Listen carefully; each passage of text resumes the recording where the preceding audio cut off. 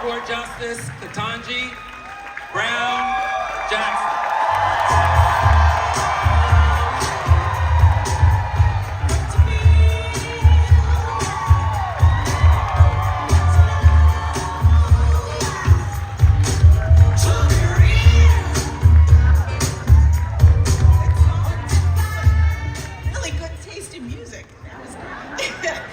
Thank you all so much. You may be seated. Thank you for being here. I like to start these kinds of sessions by reading a little bit from the preface of my book to get us warmed up.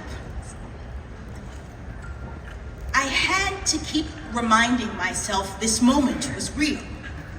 It was just before noon on the 30th day of June 2022, and I was standing in front of a plain wooden door that would soon open into the Grand West Conference Room of the Supreme Court of the United States.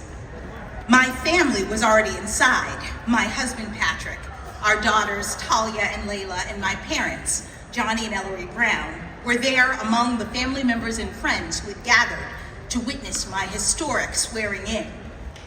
My heart was hammering so loudly that I wondered if the two black-robed men standing on either side of me, Chief Justice John G. Roberts and a retiring Associate Justice Stephen G. Breyer, could hear it too.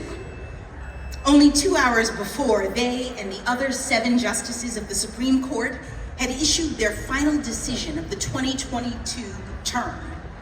Justice Breyer, a pragmatic consensus builder, was now stepping down from that august body.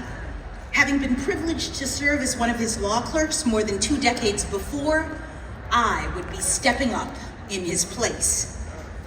I drew a deep breath to steady myself as the door in front of us swung wide and a court officer stepped inside to allow our passage into the room. Suddenly blinded by bright lights, I took a moment to understand that the source was a bank of video cameras set up to record the ceremony. As my eyes adjusted and I processed into the chamber behind the 2 justices, I felt heartened by the sight of my loved ones beaming at me from the rows of chairs on the right side of the room. Chief Justice Roberts began by warmly welcoming those present. Then he turned toward me, now assuming a ceremonial air. "Are you prepared to take the oath?" he asked, his tone more formal than it had been a moment before. "I am," I responded, in a voice that sounded firmer than I felt. Patrick positioned himself between Chief Justice Roberts and me and held out a stack of 2 Bibles. "Please raise your right hand," the Chief Justice said, and I did so briskly, simultaneously resting my left palm on the pair of holy books. On top was our ancient Jackson family Bible, its brittle pages protected by the black leather binding that Patrick had had the foresight to get refurbished in 2013 when I'd been appointed to the U.S. District Court in Washington, D.C. I had sworn every oath since then on this cherished family Bible, just as I would now swear the constitutional oath to be administered to me by Chief Justice Roberts, followed by the judicial oath to be given to me by Associate Justice Breyer. Nominated by President Joe Biden 4 months earlier, I, the daughter of African-American parents who had come of age in the segregated South during the 1950s and 1960s, would become the 116th Justice and the first Black woman to sit on the Supreme Court.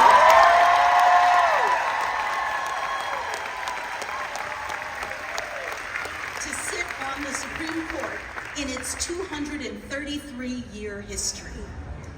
These details made the other sacred volume on which I would swear my historic oath doubly significant. Tucked beneath our family's holy book was the Harlan Bible, donated to the court in 1906 by Associate Justice John Marshall Harlan. This tome had been used for the oath-taking by every Supreme Court appointee since then. Each new justice had also signed one of the book's flyleaves before being sworn in. When the court curator brought the Bible to me in my own temporary chambers later that afternoon so that I could add my own signature to the venerated roll, I thought about the justices of Harlan's era who collectively decided in the Plessy versus Ferguson opinion that state laws mandating the separation of people by race did not violate the 14th Amendment of the Constitution so long as the separate facilities were equal.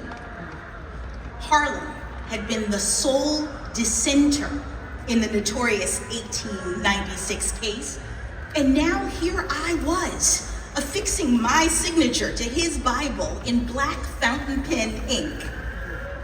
Only one generation after my mother and father had experienced the spirit-crushing effects of racial segregation in housing, schooling, and transportation while growing up in Florida, their daughter was standing on the threshold of history, the embodiment of our ancestors' dreams, ascending to a position that Justice Harlan and his colleagues likely never thought possible for someone like me. But if Justice Harlan and his contemporaries could not have pictured this moment, my family and I, and indeed most of America, were fully cognizant of the significance of my nomination and confirmation to our nation's highest court.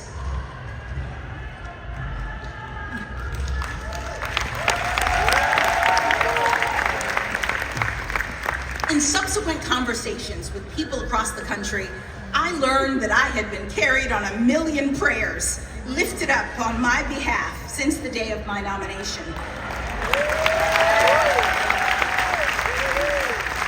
I also fielded an avalanche of invitations to speak or appear in person, as excited well-wishers wanted to know my story in whatever form or fashion I might be willing to tell it. How was it, they wondered, that someone with such an unusual name and from such an unconventional background came to stand in such an unprecedented place, swearing an oath on two stacked Bibles that symbolized how far our nation had traveled?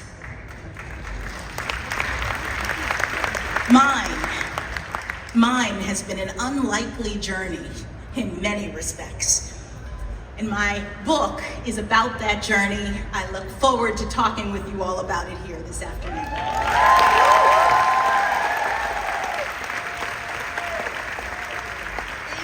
Thank you for that, Justice Jackson, and we are so grateful for your time and the opportunity to have the conversation.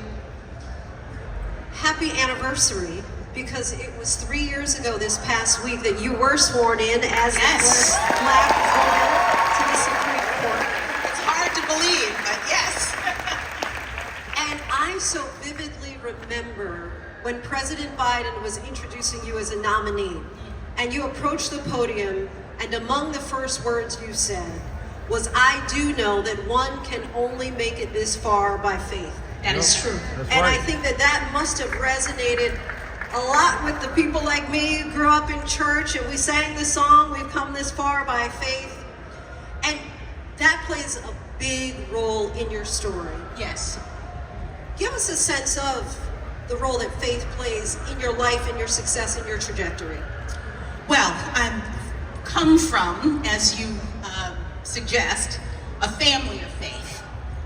In my book, I talk a lot about my grandparents. I started writing this book within a few months of the time that you talk about, that right after I was confirmed, because I knew that I had only been able to get this far because of the support that people had shown me and the direction that they had given me in terms of my own faith. So my grandmother, who was the matriarch of our family, would take us to church when I was little. One of my biggest memories, the grounding memory for me, was going to Black church with my grandmother and singing the hymns and hearing the Bible stories and the verses. And that kind of grounding in who you are and where your help comes from has been very, very helpful for me getting through this current situation.